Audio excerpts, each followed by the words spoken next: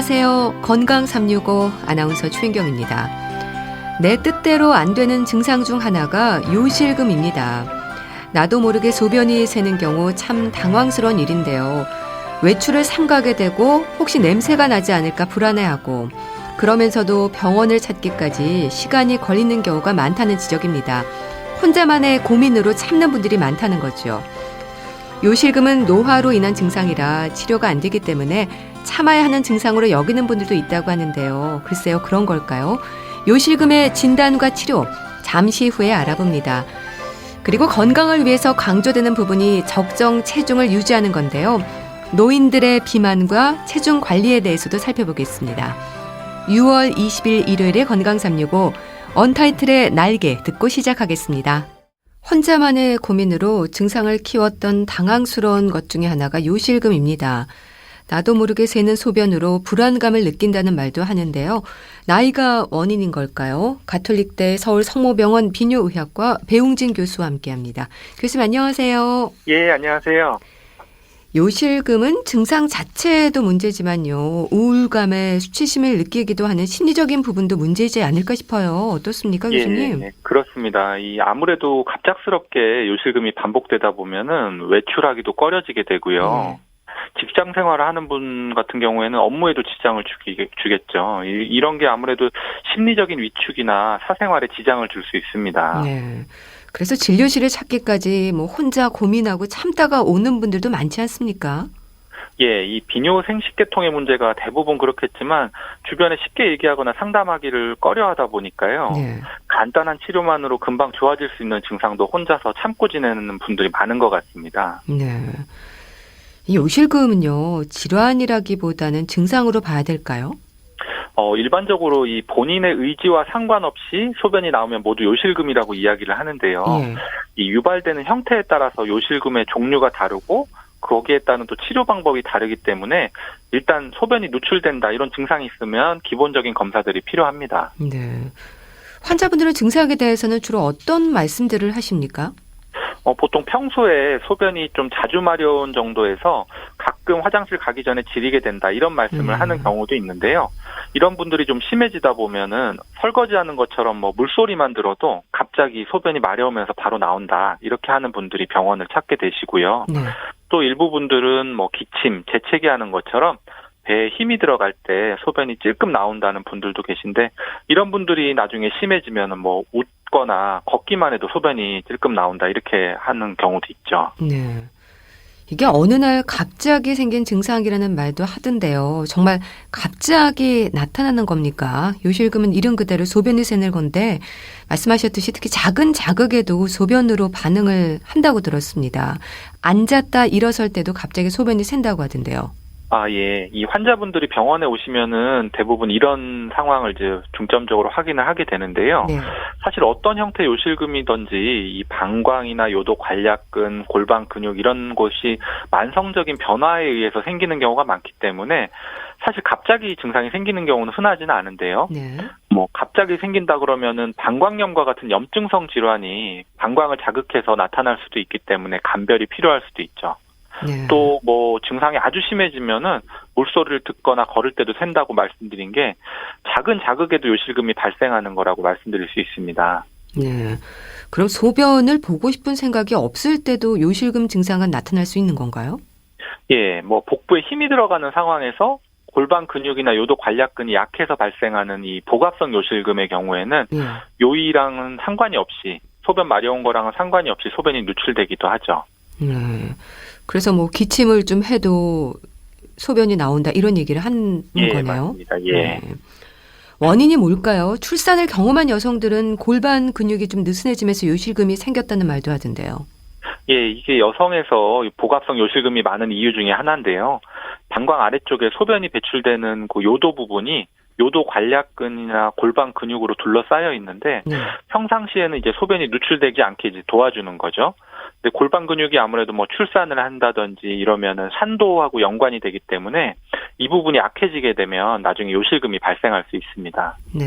그럼 출산을 좀 여러 번 하신 분들 같은 경우가 요실금 때문에 고생을 좀 하시겠네요. 어찌 보면. 예, 그렇죠. 아무래도 우리가 또 제왕절개보다는 질식분만을 몇 번 했는지에 따라서 요실금이 더 심하다는 연구도 있습니다. 근데 청소년들에게도 요실금의 위험은 있다고 들었습니다. 그렇습니까? 사실 방광이나 요도나 이런 근육들의 문제가 노화로 인해서 더 발생할 확률이 높기 때문에 청소년에서는 요실금이 발생하는 경우는 흔하지는 않은데요. 그렇지만 일시적인 요실금이 발생할 수 있는 방광염이 젊은 여성에서도 흔하게 나타날 수 있기 때문에 이런 것들이 있는지 감별이 필요할 수도 있고, 또 이제 절박성 요실금 같은 경우에는 대개 과민성 방광이 심해져서 나타나게 되는데 청소년에서 이런 증상이 일찍 발생할 수 있기 때문에 확인이 필요할 것 같습니다. 네. 일단 요실금은 여성들에게 좀 많은 거죠? 예, 맞습니다. 예. 남성들의 요실금 같은 경우는 전립선에 문제가 생길 때 요실금 발생 위험이 높아진다고 하던데 어떻습니까?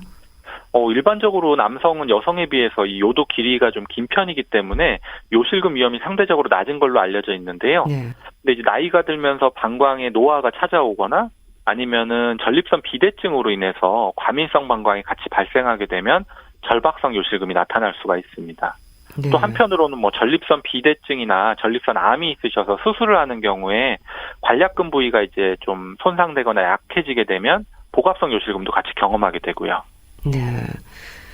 참 나이에 따른 원인도 좀 다양한 것 같기도 하고. 근데 요실금에도 종류가 있다고 하던데요. 절박성, 복압성으로 이제 구분이 되는 거죠, 이게? 예, 맞습니다. 이 절박성 요실금은 흔히 과민성 방광이라는 증상하고 연결이 되는데요.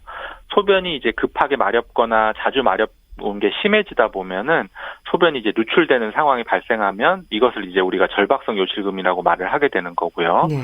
복압성 요실금은 기침, 재채기 할 때처럼 복압, 배에 힘이 들어가는 상황이 이런 상황일 때 소변이 누출될 때를 얘기를 하는 거죠. 네. 그럼 이 중에서 복압성 요실금이 흔하다는 건 맞는 얘기인가요? 예, 아무래도 복압성 요실금이 골반 근육이나 요도 관략근이 약해서 생기는 요실금이기 때문에 출산이나 노화로 인해서 근육이 약해진 여성에서 흔하게 나타나게 되는데요. 상대적으로 남성의 경우에는 이제 젊을 때는 거의 없다가 나이가 들면서 전립선 문제로 인해서 발생하는 과민성 방광이 아무래도 요실금을 일으키기 때문에 절박성 요실금이 남성에선 더 많은 편입니다. 네. 근데 배에 힘이 들어가는 일은 일상에서도 너무 흔하지 않습니까? 이럴 때마다 소변이 샌다면 불안감이 클 것 같은데 또 요즘처럼 계절이 여름으로 갈 때는 냄새라든지 신경이 쓰이는 부분들이 참 많을 것 같습니다. 예, 아무래도 소변이 갑자기 마려운 것처럼 요의가 있거나 이런 전조 증상이 있다 그러면 미리 대비를 해볼 수 있을 텐데요. 이게 말씀하신 대로 본인도 모르게 힘이 들어갈 때마다 소변이 샌다 그러면은 당황하지 않을 수 없죠. 증상이 심한 분들은 언제 나올지도 모르고 젖어 있었다 이런 표현을 하시는 분들도 있거든요. 그래서 이런 분들은 아무래도 기저귀를 항상 사용을 하다 보니까 여름철에는 위생적인 문제도 좀 야기를 할 수 있습니다. 절박성 요실금으로 고생하는 분들도 있을 텐데요. 남성들에게 많고 방광이나 신경 질환이 원인인 경우가 많다고 하던데 그렇습니까? 예, 이 남성에서는 이제 전립선 비대증이 가장 흔한 병인데 전립선 위에 있는 방광 기능에도 비대증이 심해지면 영향을 미칠 수가 있고요. 전립선에 또 문제가 없더라도 나이가 들면서 이제 방광이 노화를 하게 되면 그 기능 자체가 떨어지게 되는데 우리가 방광 기능이 떨어진다 그러면 배출이 잘 안 나오는 것만 생각을 하실 수가 있는데 소변을 저장하는 기능, 그러니까 적당한 양을 소변을 참는 기능도 떨어지게 되기 때문에 요실금이 발생하는 거죠. 네. 그 남성들의 경우에는 전립선하고도 연관이 많군요. 예, 이제 전립선 비대로 인해서 이제 소변 내려가는 통로가 좁아지다 보면 방광이 아무래도 점점 더 무리한 일을 하다 보게 되고 그걸로 인해서 방광의 기능이 떨어지게 되는 거죠. 절박성 요실금은요. 그럼 이름대로 참을 수 없는 절박함을 말하는 건가요? 적극적인 치료가 좀 필요할 것 같은데요. 예, 이 절박성 요실금은 요절박이라는 것을 주증상으로 하는 과민성 방광으로 요실금이 나타나는 형태라고 말씀드렸는데요. 요절박이라는 것이 강하고 갑작스러운 요의를 느끼면서 소변이 마려운데 참을 수 없다. 이런 증상을 다 얘기를 하기 때문에 전조 증상이 있기도 하지만 아무래도 갑작스럽게 누출이 될 수 있기 때문에 적극적인 치료가 필요합니다. 네. 이 경우는 찔끔찔끔 나오는 경우도 있지만 왈칵 쏟아지는 경우도 있겠어요? 예, 맞습니다. 예. 복압성 요실금과 절박성 요실금을 굳이 비교하자면 더 위험할 수 있는 게 절박성 요실금이지 않을까 싶기도 한데 어떻습니까? 이게 또 신부전으로도 이어질 수 있다고 들었습니다. 예. 이 요실금으로 인해서 신부전까지 있다 그러면은 좀 의아하실 수도 있는데요. 예. 결박성 요실금이 심한 분들은 이제 방광이 시도 때도 없이 과도하게 수축이 일어나기 때문에 원래 콩팥에서 소변이 이렇게 내려와야 되는데 방광까지 못 오고 계속 고이게 되는 거죠, 콩팥에. 그렇게 되면 이제 기능을 악화시킬 수도 있고요. 예. 방광 기능이 거꾸로 너무 떨어져서 소변이 계속 잔뇨가 남고 소변이 계속 남게 되면은 이게 넘치게 되는 범람성 요실금이라는 경우도 있는데, 이런 것처럼 이제 소변이 배출이 안 돼서 콩팥에서 만들어진 소변이 못 내려오게 되면 예. 콩팥 기능이 악화돼서 신부전이 올 수 있는 그런 요실금들이 있을 수 있습니다. 네. 또 복압성과 절박성이 함께 있는 혼합형도 있다면서요. 이것도 흔한가요? 예, 대표적인 요실금이 이제 복압성과 절박성이다 이렇게 말씀을 드렸는데요. 네. 사실 요실금이 있다 그래서 내원하시는 분들이 뭐라고 하시는지 이렇게 들어보면 대부분 이 두 가지를 다 가지고 계십니다. 아무래도 이제 절박성 요실금이 심한 분들은 아무래도 복부에 힘이 들어가는 상황이면은 요의가 같이 발생을 하면서 같이 누출이 되는 경우도 있고요. 예. 또 거꾸로 복압성 요실금이 있는 분들도 소변이 셀까봐 화장실을 자꾸 가게 되니까 빈뇨나 절박뇨도 느끼게 돼서 내가 절박성 요실금도 같이 있는 것 같다 이렇게 말씀을 하시기도 하죠. 물론 혼합성 요실금이라고 해서 두 가지 다 명확하게 있는 환자도 있기도 하지만 이런 것들은 이제 정확히 검사를 해보기까지는 어떤 형태인지는 알기 어렵기 때문에 복압성, 절박성, 혼합형 다 이렇게 혼재되어 있다고 보시면 될 것 같습니다. 네. 요실금도 초기부터 심한 정도까지 증상의 변화가 생깁니까? 방치할수록 다른 위험으로도 이어질 수 있는 걸까요? 예, 초기에는 뭐 일주일에 한두 번 정도 이렇게 지리게 되니까 뭐 병원까지는 잘 오지 않는 것 같습니다. 근데 아무래도 이제 비교적 젊은 나이 때부터 증상이 있었지만 수십 년간 계속 지내다가 최근 너무 심해져서 왔다. 이렇게 이제 아무래도 이제 좀 나이 드신 분들이 와서 표현을 하시거든요. 네. 어떤 형태의 요실금이든지 오래 방치하면 뭐 계속 얘기하고 있는 위생적인 문제도 발생을 할 수 있고, 또 이렇게 나이가 들어서 생기는 그 방광의 노화 이런 것까지 겹치게 되면은 정확한 진단도 어려울 뿐더러 이제 증상이 아주 다양하게 나타나기 때문에 치료도 어려운 게 사실입니다. 네. 실제로 많이 진행된 상태에서 오시는 분들이 좀 많으신가 봐요. 예, 그리고 이제 특히나 이제 고령이 돼서 오시다 보니까 방광 자체가 이제 또 나이가 들면서 생기는 이런 증상들이 같이 섞이게 되면 요실금 치료만 단독으로 한다 그래갖고 금방 좋아지지는 않으시죠. 네. 자, 그럼 요실금에 대한 진단은 어떤 검사로 진행이 됩니까? 환자가 표현하는 증상도 진단의 중요한 부분일 것 같은데요. 예, 이런 환자 증상에 따라서 어떤 형태의 요실금이 더 우세하게 나타나는지 확인을 해볼 수 있기 때문에 뭐 증상을 잘 들어보는 것도 중요하고요. 네. 또 방광염과 같이 요로 감염이 있는 경우에도 일시적으로 요실금을 일으킬 수 있기 때문에 소변 검사를 일단 해서 염증이 있는지 기본적으로 확인을 해봐야 됩니다. 예. 또 뭐 빈뇨, 요절박, 야간뇨와 같은 이런 방광을 자극하는 증상들을 대부분 호소를 하고 있기 때문에 이게 소변을 하루에 몇 번씩 보는지 한 번 볼 때 얼마만큼 보는지 이런 거를 기록을 하는 배뇨일지라는 걸 작성을 해보는 것도 도움이 될 수 있습니다. 네. 그럼 얼마나 화장실에 자주 가는지 이런 것들도 같이 기록을 하는 건가요? 그렇죠. 그래서 주간에 몇 번을 가고 야간에 몇 번을 갔는지에 따라서 이분이 낮에만 유달리 화장실을 자주 가시는 분인지 밤에까지도 뭔가 문제가 있어서 일어나시게 되는지도 확인을 해볼 수 있고요. 소변을 보기 위해 가실 때의 어떤 그 요절박이라고 하는 그 급하게 마려운 정도는 어느 정도인지를 체크를 하다 보면 이제 절박성 요실금과 뭐 갑자기 나타나는 복압성 요실금 이런 것들을 좀 중간중간 몇 번 정도 나타나는지도 파악이 가능하겠죠. 네. 그렇게 해서 치료는 복압성과 절박성 요실금이 다르게 진행이 됩니까? 복압성 요실금의 경우에는 이제 약해진 골반 근육이나 요도 관략근을 강화시키는 방향으로 치료를 해야 되고요. 네. 절박성 요실금의 경우에는 과도한 방광의 긴장이나 자극을 낮추는 방법으로 치료를 해야 됩니다.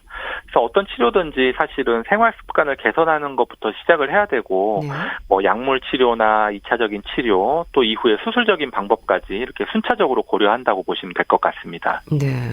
그러니까 일단은 비수술적인 방법들부터 진행이 되는 거네요. 그럼 운동법 같은 게 효과적인가요? 예, 뭐 수술 치료 이전에 해볼 수 있는 방법 중에 대표적인 거라면 케겔 운동을 들 수 있는데요. 이제 항문 주변의 골반 근육이 요도와 또 생식기 주변을 둘러싸면서 이 골반 바닥을 받치고 있기 때문에 대변이나 소변을 참듯이 수축을 했다, 이완을 했다 하는 운동을 하면서 이제 강화를 하다 보면은 요실금이 호전되는 경우가 있습니다. 또 뭐 일부에서는 절박요와 같이 갑자기 마려운 것도 어느 정도 호전이 된다고 그러기 때문에 절박성 요실금 환자에서도 사용해 볼 수 있는 방법입니다. 네. 그럼 치료 효과라고 한다면 요실금 증상이 완전히 없어지는 겁니까? 뭐 물론 증상이 심하지 않은 경우라면 이런 운동요법만으로도 뭐 호전될 수 있겠지만 뭐 생활 습관이 교정되지 않으면 근본적인 치료가 필요하겠죠. 뭐 요실금이 심해서 이런 병원을 내원해서 검사하고 치료가 필요한 경우라면 뭐 약물요법부터 수술적인 치료까지 고려를 해볼 수 있는데 물론 재발 위험도 있을 수 있지만 이런 치료로 완전히 호전되는 경우도 상당히 많은 편입니다. 네. 또 전기 자극 치료도 효과적이라고 하던데요. 어떤 치료를 말하는 건가요? 치료 방법도 궁금한데 수월합니까? 뭐 골반 근육 자체를 자극하거나 질주변 근육을 자극하는 전기 치료를 이용하는 방법인데요. 일반적으로 이 케겔 운동이 규칙적으로 이제 꾸준히 하기가 좀 어렵기 때문에 이런 기계 장치를 이용해서 근육 수축을 만들어주는 치료 방법이죠. 다양한 형태의 어떤 가벼운 증상을 호소하는 환자에서는 약물 치료나 수술 치료를 하기 이전에 가정에서 한번 해볼 만한 방법인 것 같습니다. 예. 그럼 수술이 필요한 경우는 어떤 경우일까요? 뭐 주로 복압성 요실금을 치료하기 위해서 수술적 치료를 많이 권해드리는데요. 요도 주변이나 골반 근육이 약해서 이제 복압이 증가할 때 요도가 자꾸 과도하게 움직여서 새는 상황이기 때문에 이 여기를 이제 고정해주는 수술을 하게 되는 건데 우리가 메쉬라고 부르는 이 테이프를 삽입을 해서 고정을 해주게 되면 이게 이제 상처가 아물면서 딱딱하게 굳으면서 요도 주변 조직을 지지해주는 이런 방식의 수술을 하고 있습니다. 네. 이런 치료 방법에 있어서도 남녀의 치료 차이도 있습니까? 남성의 경우에는 이런 복압성 요실금이 흔치 않은데요. 그래도 이런 메쉬를 이용한 방법을 이용을 하기도 하는데 남성에서는 아무래도 요도 관략근 자체가 아주 약해진 경우이기 때문에 이런 메쉬를 이용한 치료법이 호전이 되지 않으면 뭐 인공요도 관략근이나 이런 기계 장치를 이용하는 좀 더 복잡한 수술도 한번 고려를 해봐야 됩니다. 네. 혹시 요실금의 증상이 있음에도 그럼 참고만 있다면 점점 좀 심해지나요? 특히 여성들의 경우에는 외출을 안 하고 혼자 고민하는 분들도 있지 않을까 싶으신데요. 그렇죠. 아무래도 이제 계속 이 방치를 하게 되면은 뭐 근육의 약화나 아니면은 이제 배뇨 습관에 좀 잘못된 게 계속 지속됨으로 인해서 증상이 나타날 수가 있고요. 아무래도 그런 것들이 좀 더 이제 정신적인 스트레스를 또 야기를 하기 때문에 사회적인 문제까지 또 만들어줄 수가 있습니다. 네. 자, 비수술적인 치료부터 수술까지 다 했는데 요실금 증상은 치료 후에도 다시 생길 수 있는 겁니까? 복압성 요실금의 경우에는 이제 어느 정도의 복부 압력이 발생하는지에 따라서 수술 후에도 증상이 지속되는 경우가 있을 수 있는데요. 재발하는 경우라면 만약에 수술 후에도 재발한다면 다른 수술 방법을 이용을 하기도 하고요. 또 절박성 요실금의 경우에는 주로 약물 치료를 많이 하게 되는데 호전되었다고 해서 약물을 중단을 하였다가 중단 후에 다시 증상이 재발한다 그러면 다시 약물을 처방을 해야 됩니다. 네. 그럼 약물은 오랜 기간 좀 드셔야겠네요. 아무래도 이제 그 방광을 훈련하는 방법이나 비약물 치료를 같이 병행을 하게 되는데요. 약물을 같이 병행을 하면서 증상이 좋아졌다가 약물을 끊었는데 호전이 된 상태로 유지가 된다 그러면은 약을 복용을 하실 필요가 없는데 약물을 중단을 한 후에 비약물 치료법만으로도 호전이 되지 않는다 그러면 다시 약물 치료를 권해드리죠. 증상 완화나 예방을 위한 방법으로 음식도 조심할 필요가 있을까요? 절박성 요실금의 경우에는 이 과민성 방광과 연관이 있기 때문에 방광을 자극하는 것들을 좀 줄이는 게 좋은데요.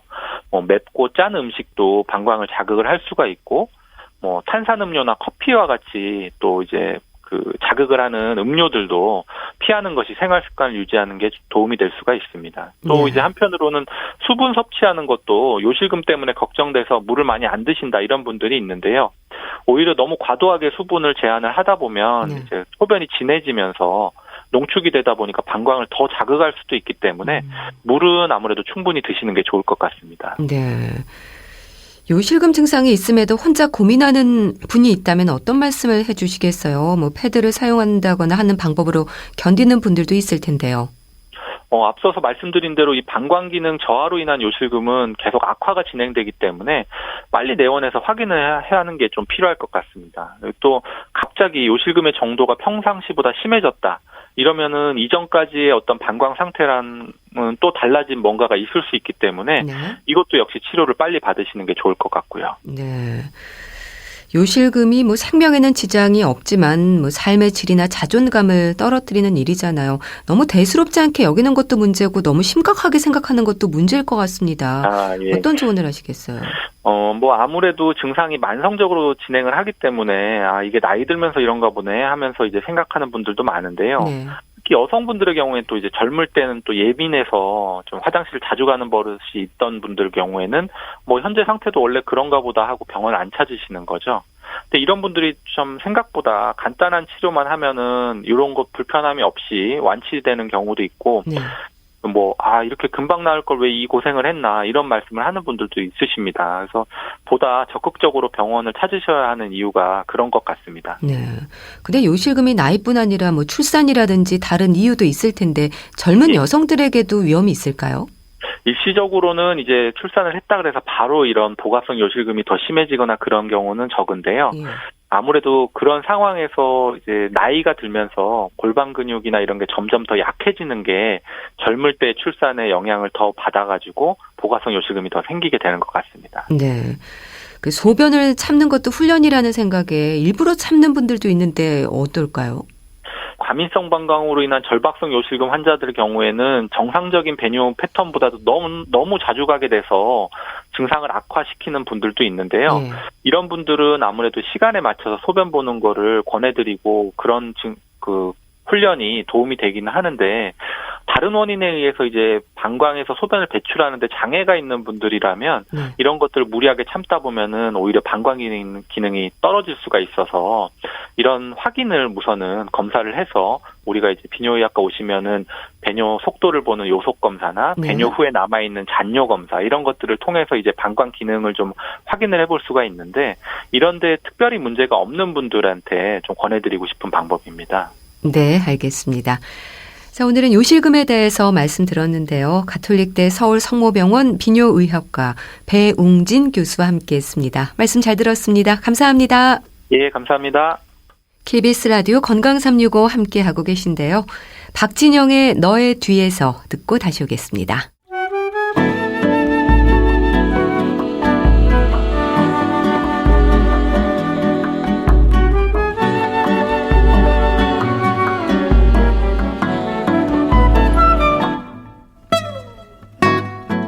건강한 하루의 시작.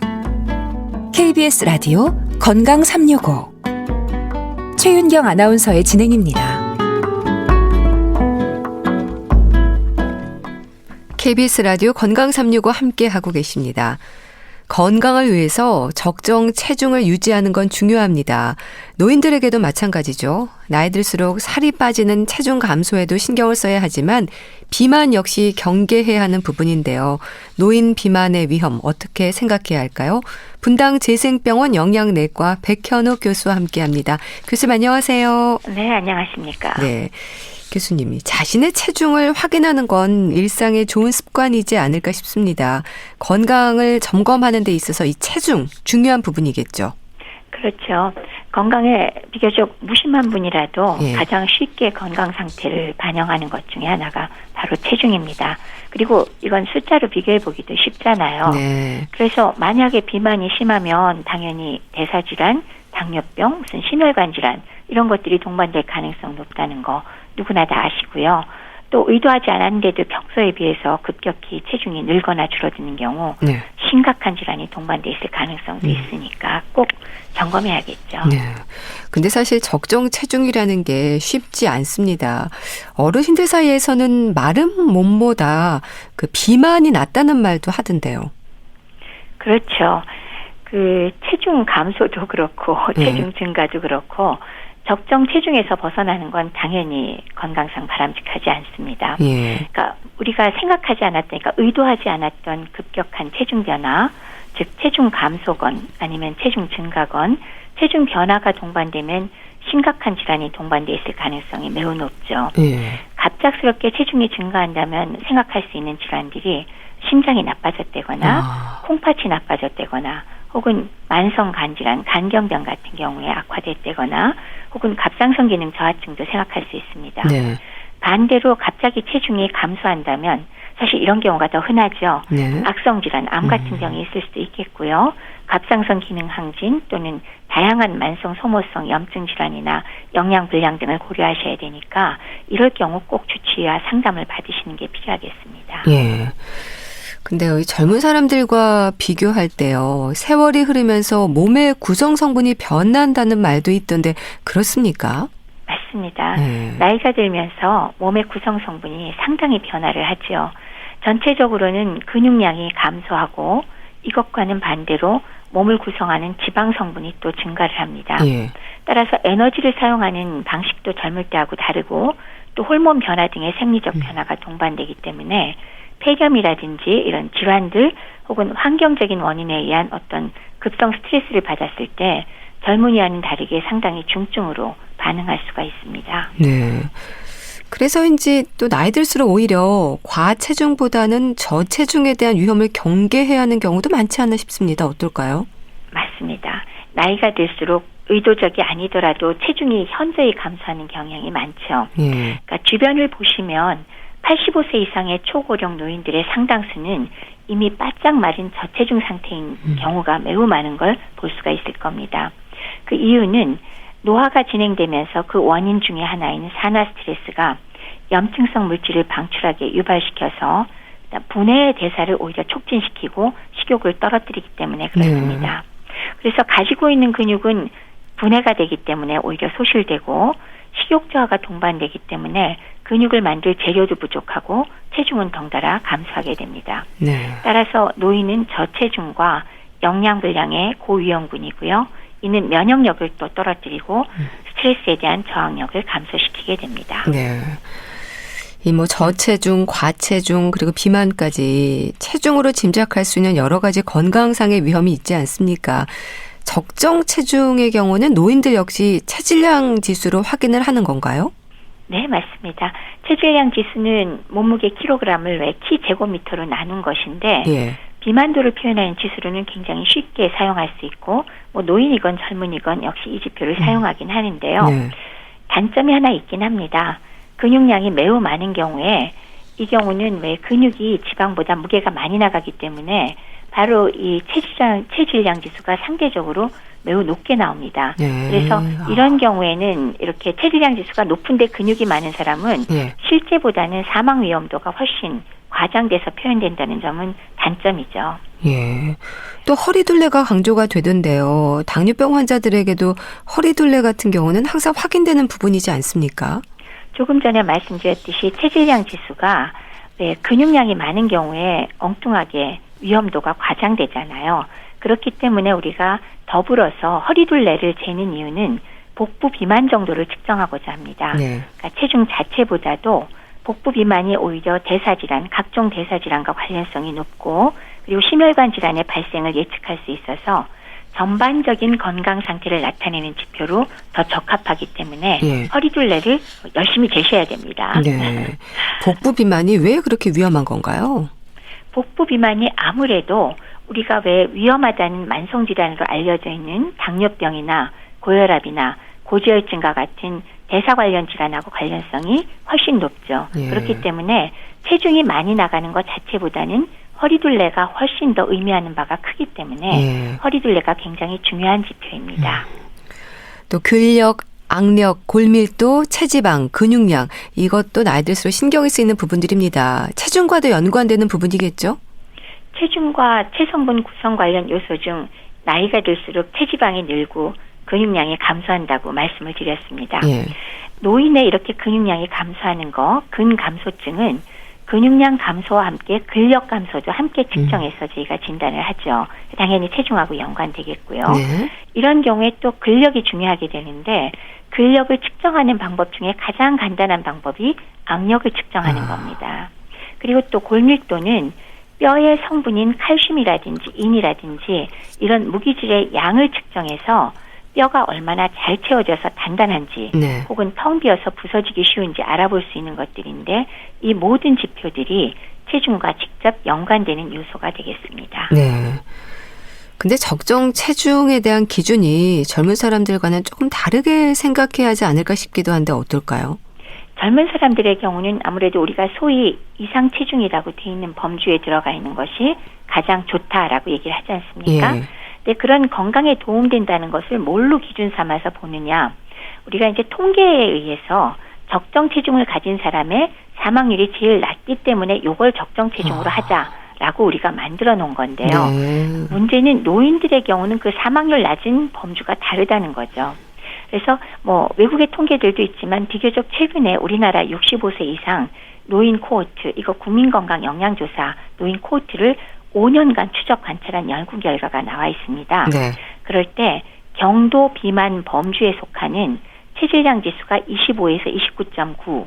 그러니까 이거는 사실 우리나라 기준으로는 비만 범주에 들어갑니다. 네. 이 그룹들이 사망률이 가장 낮았습니다. 그러니까 조금 뚱뚱한 쪽이 훨씬 더 사망률이 낮았고 체질량 지수가 낮아질수록 사망률이 오히려 올라갑니다. 네. 특히나 우리가 이상 체중이라 여기는 22.5 이하일 때 오히려 조금 전에 말씀드린 경도 비만보다 사망 위험이 훨씬 더 증가하는 걸 볼 수 있었고, 여기서 20 미만으로 아예 내려가게 되면 아까 말씀드린 그 경도 비만보다 사망률이 무려 2배로 증가하기 때문에 노인의 경우는 과체중 내지는 경도 비만 정도를 유지하는 것이 훨씬 더 도움이 되지 않을까 생각을 합니다. 네.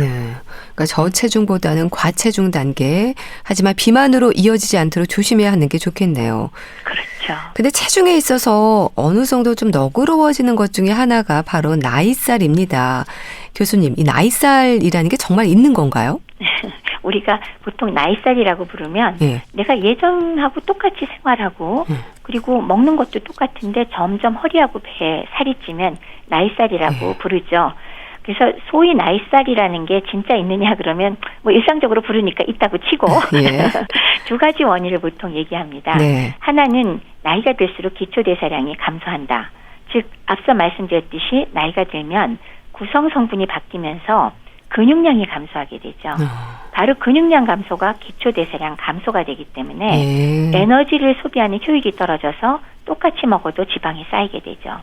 그다음에 두 번째는 나이가 드시면 호르몬이 감소하는데 그중에 한 가지는 에스트로겐이나 테스토스테론 같은 성호르몬이고 또 하나는 성장 호르몬이 또 나이 들수록 감소를 해요. 네. 그러면은 이럴 때 다른 점이 뭐냐면 지방의 분포가 몸 전체에 골고루 분포하지 않고 집중적으로 복부에 쌓이게 되는 게 특성이에요.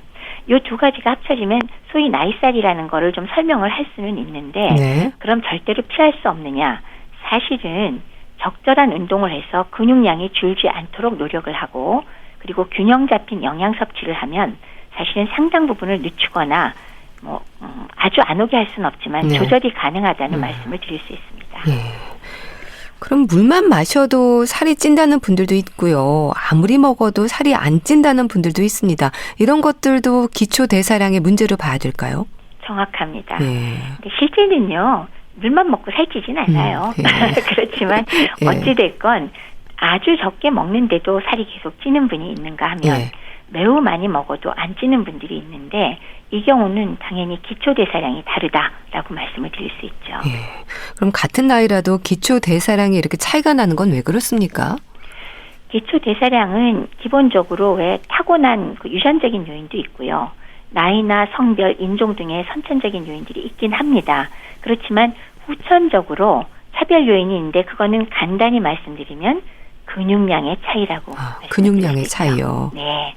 아무리 활동을 하지 않더라도 근육을 많이 가지고 있으면 근육은 1kg당 14칼로리를 소모하지만 예. 지방은 1kg당 4칼로리를 소모합니다. 이거 활동하지 않더라도 소모하는 양입니다. 예. 따라서 근육이 충분히 몸에 있으면 우리가 별로 움직이지 않아도 칼로리 소모를 많이 하기 때문에 살이 잘 안 찌죠. 근데 몸이 온통 지방만으로 다 차 있으면 예. 별로 먹는 거 없어도 전부 다 살찌게 돼 있습니다. 따라서 꾸준한 근력 운동과 질 좋은 단백질 섭취를 해주면서 네. 근육을 유지하시면 나이살 찌는 것을 어느 정도 막을 수도 있고 네. 많이 먹어도 별로 살이 안 찌는 말하자면 체질로 바뀐다 그러죠. 그런 쪽을 유지할 수가 있습니다. 네.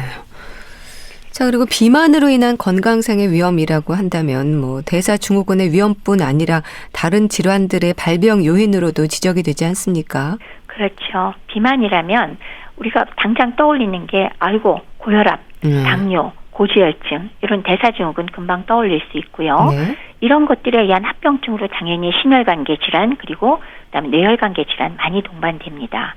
그것뿐만이 아니라 비만은 암하고도 연관이 있고요. 그리고 무게가 많이 나가기 때문에 관절이 말짱하지 않겠죠.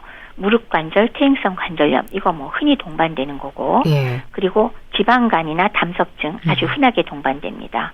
그것뿐만이 아니라 통풍도 그리고 요로결석도 많이 생기고요. 예. 심지어는 조금 젊은 층에는 불임하고도 연관이 있을 정도라고 하니까 뭐 오만 질환하고 전부 다 관계가 있죠. 뿐만이 아니라 넘어지기 쉬워서 골절도 잘 생기고 예. 외상의 가능성도 높을 뿐더러 수면 중 무호흡증이라고 있죠. 예. 자다가 왜 숨 안 쉬는 거 그리고 호흡곤란, 운동장애를 동반하기도 하니까 비만으로 인해서 나타나는 건강상의 위험상은 정말 너무나 종류가 많고 그래서 지나친 비만은 피하셔야 되겠고 반드시 조절하셔야 되겠습니다. 네. 그리고 또 많이 먹는 게 잘 먹는 건 아닐 텐데요. 우리나라 노인들에게 영양 불량인 경우도 많다고 들었습니다. 예, 먹거리가 이렇게 많아진 이 시대에도 우리나라의 경우 뭐 영양불량 환자는 매우 많고 이건 전 세계적으로도 마찬가지입니다. 그래서 우리나라의 결과 중에 한 가지는 입원 노인 환자군을 영양불량 범주에 속하는 알부민 저하층과 그리고 혈청의 빈혈 빈도를 측정해 봤을 때 네. 다른 모든 연령군의 발생과 비교해서 10% 이상 높다는 그런 결과를 보여주고 있습니다. 그리고 국민건강영양조사 결과를 보아도 예. 노인은 특히 칼슘이나 비타민 A라든지 리보플라민의 섭취량이 굉장히 낮은 결과를 보여서 균형 잡힌 영양 섭취는 역시나 별로 좋지 않구나 하는 그런 결과를 볼 수 있었습니다. 그 원인들 중에서 특히 왜 독거 노인 가구나 노인 가구의 경우는 사실은 노인들만 사시기 때문에 점점 나이가 많이 들수록 그러니까 초고령이 될수록 상차림이 힘들거나 아니면 치아 문제 때문에 먹기가 어렵고 또 동반되는 각종 퇴행성 질환과 수많은 복용약이 있지 않습니까? 예. 이런 것들이 입맛을 떨어뜨리고 영양 흡수 장애들을 동반시키기 때문에 영양불량과 불균형이 발생하기 쉬운 것으로 보입니다. 네. 따라서 음식의 열량만 많이 먹는 거가 꼭 잘 먹는 건 아니고요. 좀 더 균형 잡힌 음식을 먹도록 많은 것들을 염두에 두어야 될 것 같습니다. 네. 이 비만하지 않도록 노력하는 의미로 또 굶는 다이어트에 도전하는 어르신들도 있거든요. 위험하지 않을까 싶은데 지방보다 근육량이 빠지는 게 아닐까 싶기도 합니다. 어떻습니까? 아주 정확한 말씀이세요. 나이가 들면서 안 그래도 근육량이 감소하고 신체 지방량이 증가하지 않습니까? 예. 실제로 80세가 넘으면 반수 이상이 근감소증 상태고요. 이렇게 근감소증 상태이면 신체의 전반적인 기능 저하가 대부분 동반되게 됩니다. 이런 노인의 근감소증의 원인은 끊임없는 그 수축에 의한 근육 손상의 복구력이 노화로 인해서 복구가 잘 안 돼요. 예. 그리고 열량 섭취량도 감소하고 또 신체 활동이 줄어들면 또 근육이 점점 줄어들게 되거든요. 예. 그뿐만이 아니라 호르몬이 변화하죠. 성장 호르몬도 변화하고 감소하고 테스토스테론이 감소하니까 또 이것이 근육량이 줄어드는 원인이 되고요. 네. 또 타고난 유전적인 요인도 물론 관계가 되기는 되겠죠. 그리고 근육 합성을 증가시키는 테스토스테론은 남성의 경우 30세가 넘어가면 매년 1%씩 혈청 넘소가 감소하는 걸 볼 수가 있기 때문에 예. 나이 들면 상당히 감소를 하죠. 근데 여기다가 굶는 다이어트를 한다. 예. 그러면 근육량은 뭐 말도 못하게 감소할 것이고 그렇게 되면 그대로 노쇠가 될 것이니까 네. 노쇠로 인해서 뭐 일상생활의 독립성이 점점 줄어들 거는 당연하게 되기 때문에 굶는 다이어트 절대로 안 됩니다. 나이 드신 어르신들은 다이어트를 굶는 걸로 하는 건 생각도 하지 않으시는 게 좋겠습니다. 네. 참 건강을 위한 체중 관리 시간을 두고 꾸준히 이어가야 하지 않을까 싶은데요. 그렇다면 어떤 방법이 건강한 다이어트라고 말할 수 있을까요? 우선 첫 번째는 적절하게 내 몸에 맞는 근력 운동과 적절한 유산소 운동을 찾으셔야 됩니다. 네. 거기에다가 균형 잡힌 식사를 드시면서 반드시 포함시켜야 될 것은 질 좋은 단백질을 꼭 포함시켜서 저는 매 끼니마다 고기 한두 점 꼭 얹어 드시라고 말씀을 드리는데요. 네. 그런 식사를 하시면서 꼭 적절한 나한테 맞는 근력 운동을 하셔야 된다. 이게 제일 좋은 다이어트고요. 네. 그리고 거기에 더해서 즐거운 마음가짐, 스트레스를 피하는 것이 건강하고 행복한 노년을 보내는 가장 좋은 지름길입니다. 네. 균형 잡힌 그런 운동과 식단, 질 좋은 단백질 섭취가 중요하다고 하셨는데 고기 또 안 챙겨 드시는 분들 많으시잖아요. 조언을 좀 해주세요. 아무래도 고기는 나쁘다고 무조건 피하는 분들 계시고 냄새도 네. 맡기 싫다는 나이 드신 분들 많이 계시잖아요. 근데 그럼에도 불구하고 필수 아미노산은 식물성분 갖고 저희 단백질 섭취하셨을 때는 부족할 때가 매우 많습니다. 네. 그렇기 때문에 꼭 매우 많이 드시란 말씀은 안 드리지만 매 끼니마다 동물성 단백질, 고기 한두 점 혹은 계란 한 개 아니면 생선 한 토막 네. 이런 방식으로 꼭 좀 끼니마다 이거 사실은 쉬운 일은 아니에요. 네. 그러나 신경을 쓰셔서 드셔야 노년에 나이 많이 드실 때까지도 건강한 몸 상태를 유지하고 행복하게 지내실 수 있으시니까요. 꼭꼭 신경 쓰셨으면 좋겠습니다. 네. 유산소 운동과 함께 근력 운동도 꼭 챙겨서 하셔야겠죠? 그렇죠. 근력 운동까지 같이 포함해서 하셔야 예. 근육이 날아가는 걸 방지할 수가 있어요.